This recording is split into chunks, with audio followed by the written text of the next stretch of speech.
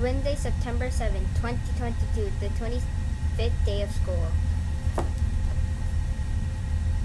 We are glad that you are here today and hope that you have left your average at home or on the bus and are ready to have a respectful and responsible day.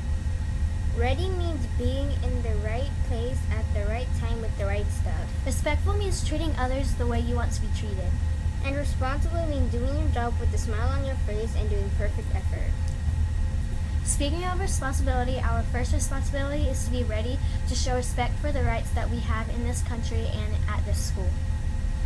We do this by daily saying the Pledge of Allegiance, the school pledge, and doing a moment of silence. To show respect while we say the pledge, we stop what we are doing, stand up tall, and put our hand over our hearts like this, and say the pledge loudly, clearly, and with pride. Would you please stand for the pledge and remain standing for the Kennedy School Pledge? Pledge allegiance to the flag of the United States of America and to the republic for which it stands, one nation, under God, indivisible, with liberty and justice for all.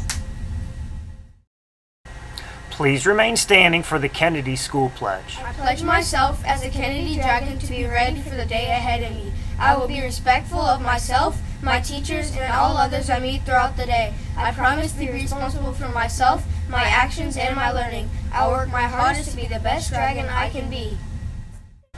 Please take a moment to reflect silently on your day, your activities, and what you hope to accomplish.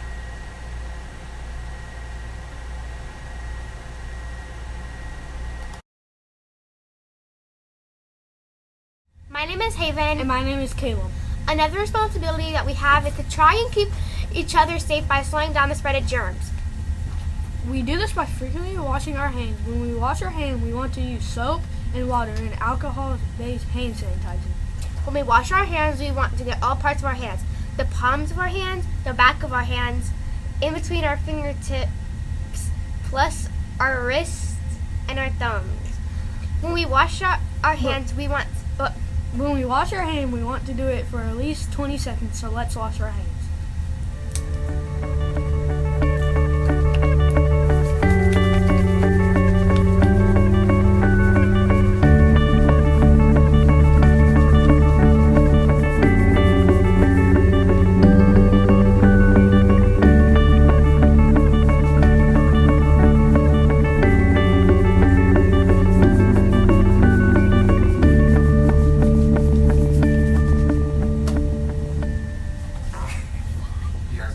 And done our pledge and the moment of silence, let's get started on our Happy birthday today to Brianna Sierra, who's 11, Riley Johnson, who's 9, Mason Mija Paulette, who's 10, Justin Escobar, who's 11, Sabrina Romero, who's 11, and Valentina Romero, who is 11. Please make sure that you come to the media center to get your ribbon.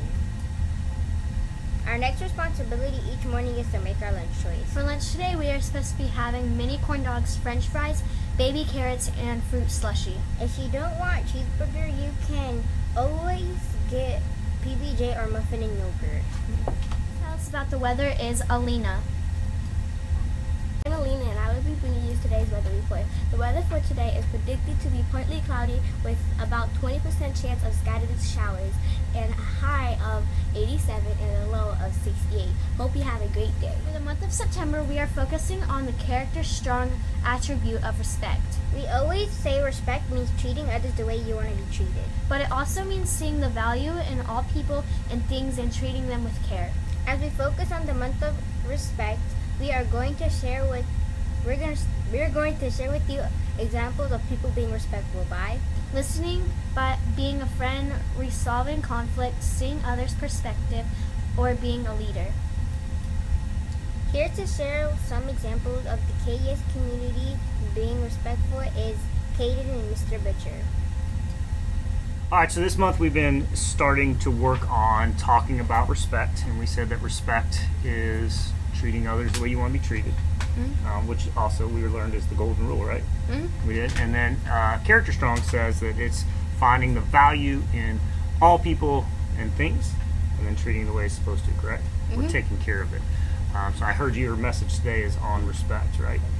All right, well, I'm going to let you talk about respect, and I'm going to get out of your way. How's that sound? Okay. All right. I'm Caden. I'm in 5th grade, and in 5th grade, I'm learning about how to learn about leadership. Pacify, inform of other things, what we say and do. Role model is what it looks like to be a helpful model of the class or school. Aiden and Mr. Butcher. Students, also don't forget the September Family Challenge that we sent home. If you send in pictures of your family doing one of the 3 challenges this month, or post it on our Facebook page with the hashtag KS Character Strong Respect, you will earn 30 Dragon Points and we will be entered into the Drawing Family Prize.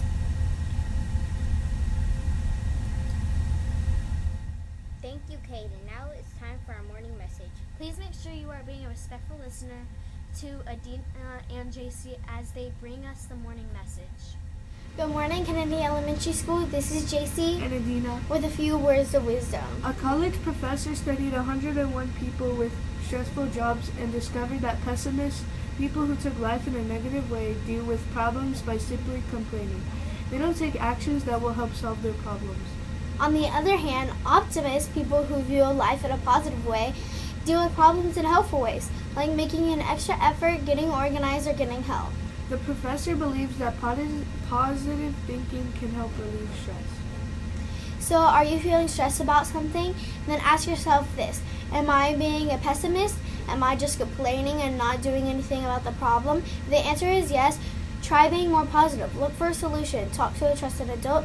Get busy doing something about your problem. And maybe some of that stress will disappear. With something to think about. This is JC. And Adina, Make it a great day or not. The choice is That is yours. all the announcements we have for today. Please help Mr. Butcher, Mr. Newport, and your teachers keep us safe, which is their job. By being ready, respectful, and responsible students who is focused on graduating in the year, Because when you are a ready, respectful, and responsible student who is focused on graduating in the year, you are boldly committed to student success. I am Meritu. and I am Peyton. Have an awesome day. All right, time for our read aloud of the day. Remember, we are in September, and our character strong attribute for the month is respect. Respect means treating others the way you want to be treated, but also too means finding value in all people and things and treating it the way it should be. So, our book today, we'll talk about some respect. Let's see if we can find how it shows respect. I'm going to try to model for you what good readers do. Good readers read fluently, which means they read the words correctly at a good pace, not too fast, not too slow, and with expression. As I read, you guys need to practice what good readers do as they're listening to a story, whether it's being read to them or listening to it in their head. And that's to look for the story elements, the character, who or what the story's about, the setting, where and when it's taking place, sequence of events, what happens first, next, last. Also look for the plot and the problem and the solution. So here we go. Our book today is A Bad Case of Stripes, written and illustrated by David Shannon. There's the cover. Here's our title page. You can see where the publisher is, Scholastic Inc. Camellia Cream loved lima beans, but she never ate them. All of her friends hated lima beans, and she wanted to fit in. Camilla was always worried about what other people thought of her. Today she was fretting even more than usual. It was the first day of school, and she couldn't decide what to wear. There were so many people to impress. She tried on 42 outfits, but none seemed quite right. She put on a pretty red dress and looked in the mirror. Then she screamed. Her mother ran into the room and she screamed too. "Oh my heavens," she cried. "You're completely covered with stripes." This was certainly true. Camellia was striped from head to toe. She looked like a rainbow. Miss Cream felt Camilla's forehead. "Do you feel all right?" she asked. "I feel fine, but just look at me," Camilla answered. "You get back in bed this instant. You're not going to school today." Camilla was relieved. She didn't want to miss the first day of school, but she was afraid of what the other kids would say, and she had no idea what to wear with these crazy stripes. So we know our character is Camilla. We know we got a problem. She's all striped. That afternoon, Dr. Bumble came to examine Camilla. "Most extraordinary," he exclaimed. "I've never seen anything like it. Are you having any coughing, sneezing, runny nose, aches, pains, chills, hot flashes, dizziness, drowsiness, short of breath, or uncontrollable twitching?" "No," said Camilla. "I feel fine." "Well then," Dr. Bumble said, turning to Mrs. Cream, "I don't see any reason why she shouldn't go to school tomorrow. Here's some ointment that should help clear up those stripes in a few days. If it doesn't, you know where to reach me." And off he went. The next day at school was a disaster. Everyone was laughing at Camilla. They called her Camilla Crayon and the Night of the Living Lollipop. She tried her best to act as if everything were normal, but when the class said the Pledge of Allegiance, her stripes turned red, white, and blue, and she broke out in stars. The other kids thought this was great. One yelled out, "Let's see some purple polka dots." Sure enough, Camilla turned all purple polka dotty. Someone else shouted, "Checkerboard!" and a pattern of squares covered her skin. Soon everyone was calling out different shapes and colors, and poor Camilla was changing faster than you can change channels on a TV. That night, Mr. Harms, the school principal, called. "I'm sorry, Miss Cream," he said. "I'm going to have to ask you to keep Camilla home from school. She's just too much of a distraction. And I've been getting calls from other parents. They're afraid those stripes might be contagious." Camilla was so embarrassed. She couldn't believe that 2 days ago everyone liked her. Now, nobody wanted to be in the same room with her.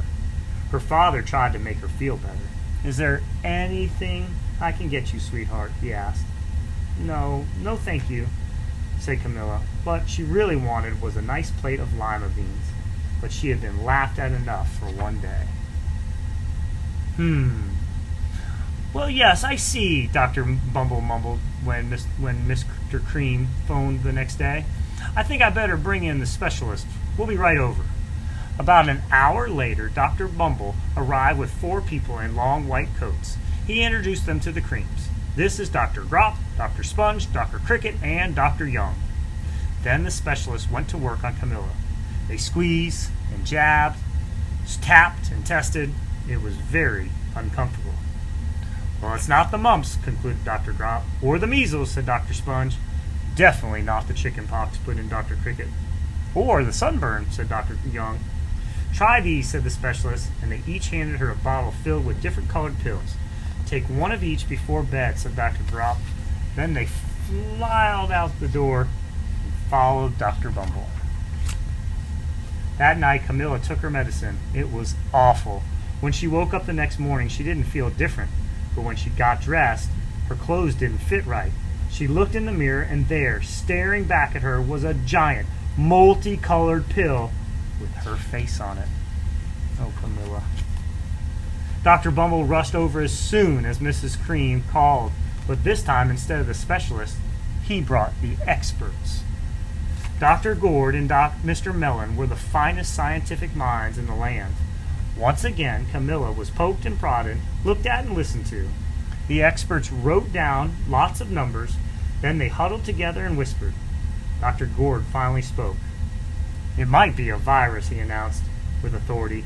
Suddenly, fuzzy little virus balls appeared all over Camilla. "Or possibly some form of bacteria," said Mr. Mellon. Out popped squiggly little bacteria heads. "Or it could be a fungus," added Dr. Gourd, and instantly Camilla was covered with different colored fungus blotches. The experts looked at Camilla. Then they looked at each other.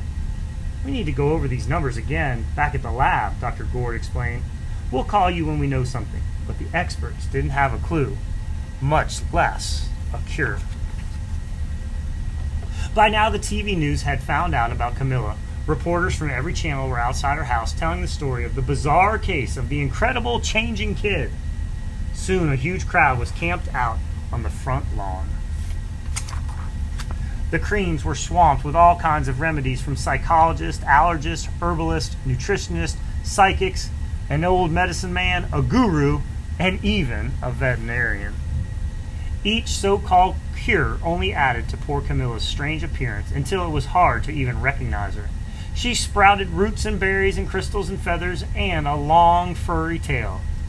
but nothing seemed to work. One day, a woman who called herself an environmental therapist claimed she could cure Camilla.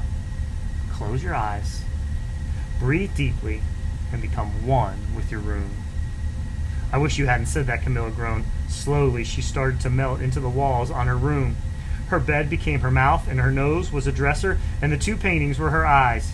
The therapist screamed and ran from the house. What are we going to do?" cried Mrs. Cream. "It just keeps getting worse and worse." And she began to sob. At that moment, Mr. Cream heard a quiet little knock at the front door. He opened it, and there stood an old woman who was just as plump and sweet as a strawberry. "Excuse me, but I think I can help." She went into Camilla's room and looked around. "My goodness," she said with a shake of her head. "What have we here is a bad case of the stripes. One of the worst I've ever seen." She pulled a container of small green beans from her bag. "Here, these might do the trick." "Are those magic beans?" asked Miss Cream. "Oh my, no. There's no such thing. They're just plain old lima beans. I'll bet you'd like some, wouldn't you?" she asked Camilla. Camilla wanted a big helping plateful of lima beans more than just about anything, but she was still afraid to admit it. "Yuck! No one likes lima beans, especially me." "Oh dear," the old woman said. "I guess I was wrong about you." She put the beans back in her bag and started towards the door. Camilla watched the old woman walk away. Those beans would taste so good, and being laughed at for eating them was nothing compared to what she had been going through. She finally couldn't stand it. Wait, the truth is, I really love lima beans." "I thought so," said the old woman, and she took a handful of lima beans and popped them into Camilla's mouth. "Mmm," said Camilla. Suddenly, the branches, the feathers, and the squiggly tail began to disappear. Then the whole room swirled around. When it stopped, there stood Camilla, and everything was back to normal. "I'm cured," she shouted. "Yes, I knew the real you was in there somewhere," said the old woman as she patted Camilla on the head, and then she went outside and vanished into the crowd. Afterwards, Camilla wasn't quite the same. Some of the kids at the school said she was weird, but she didn't care a bit. She ate all the lima beans she wanted, and she never had even a touch of stripes again. Case of the stripes. So how they show respect? So she was so worried about what other people thought that she didn't treat herself the way she was supposed to. She didn't have enough respect for herself. Also, too, the kids were making fun of her, and she was worried about that. So that was also, too, not showing respect. But once she had enough respect for herself and liked herself, things went back.